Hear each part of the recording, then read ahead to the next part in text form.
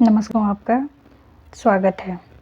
तो UGC net Hindi में हिंदी साहित्य लेखन की पद्धतियों बार बार मतलब प्रश्न बार बार पूछा जाता है। तो अगर आपको वर्णानुक्रम, कालानुक्रम, वैज्ञानिक पद्धति, विधेयवादी पद्धति के बारे में अगर अंतर समझना है तो वीडियो को अंत तक ज़रूर देखिएगा, ठीक है। और हिंदी साहित्य बहुत ही महत्वपूर्ण टॉपिक है, यहाँ से प्रश्न बार बार पूछा जाता है। तो चलिए देख लेते हैं आगे। हिंदी साहित्य इतिहासकार लेखन की पद्धतियाँ हैं, ठीक है। इसमें नंबर 1 है कि वर्णानुक्रम पद्धति। इस पद्धति में लेखकों, कवियों का परिचयात्मक विवरण उनके नामों के वर्णानुक्रम अनुसार दिया गया है, ठीक है। किस पद्धति में? वर्णानुक्रम पद्धति में, ठीक है। तो इसमें जो है ग्रासा दत्तासी एवं शिव सिंह सिंगर ने अपने इतिहास ग्रंथ में इस पद्धति का ही प्रयोग किया है। कौन सी पद्धति का?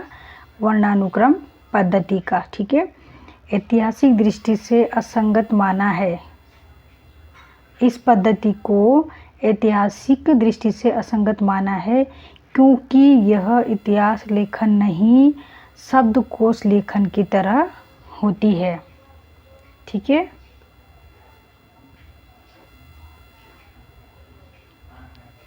देख लेते हैं। नंबर 2 पे है कालानुक्रम पद्धति, ठीक है।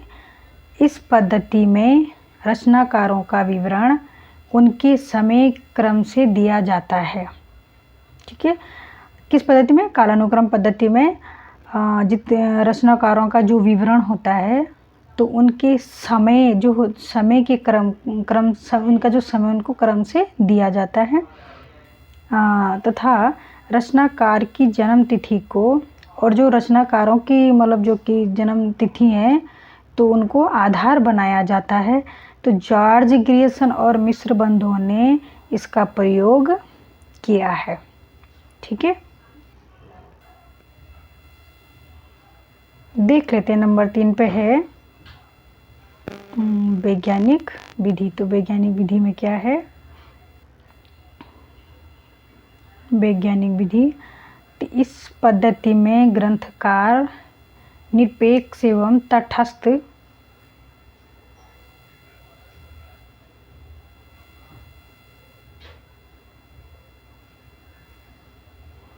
तटस्थ रहकर तथा संकलन कर उसी क्रमबद्ध रूप में प्रस्तुत करता है। अतः इस पद्धति को भी अब अपरिपक्व माना जाता है, ठीक है। और नंबर 4 पे है विधेयवादी पद्धति, ठीक है। साहित्य का इतिहास लिखने में यह पद्धति सर्वाधिक उपयोगी सिद्ध हुई है, ठीक है। किस पद्धति में? विधेयवादी पद्धति में साहित्य का इतिहास लिखने में ये विधेयवादी पद्धति है, साहित्य का इतिहास लिखने में बहुत ही सर्वाधिक उपयोगी सिद्ध हुई है। इस पद्धति के जनक कौन है? टेन माने जाते हैं, ठीक है। बहुत ये यहाँ पे टेन है।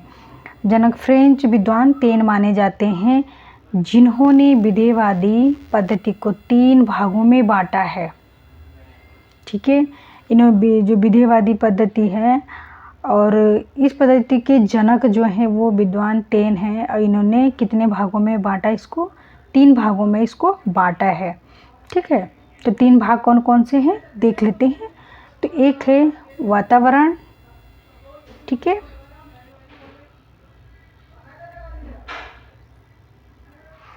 वातावरण और क्षण विशेष। हिंदी में सर्वप्रथम रामचंद्र शुक्ल ने इस पद्धति का प्रयोग किया। इसके बाद रामस्वरूप द्विवेदी, वचन सिंह और प्रख्यात साहित्यकार ने इस पद्धति को आगे बढ़ाया, ठीक है।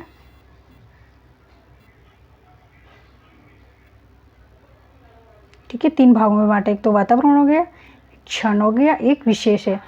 तो हिंदी में सर्वप्रथम रामचंद्र शुक्ल ने इस पद्धति का प्रयोग किया था। ठीक है, किसका? विधेयवादी पद्धति का सर्वप्रथम रामचंद्र शुक्ल ने इस पद्धति का प्रयोग किया था। इसके बाद जो राम स्वरूप द्विवेदी हैं, वचन सिंह हैं और भी प्रख्यात हैं, विद्वान हैं जो, तो साहित्यकारों ने और भी जो साहित्यकार हैं उन्होंने इस पद्धति को आगे बढ़ाया। कौन सी पद्धति को? विधेयवादी पद्धति को। ठीक है, तो अगर आपको वीडियो पसंद आई हो तो लाइक सब्सक्राइब करना। Thank you.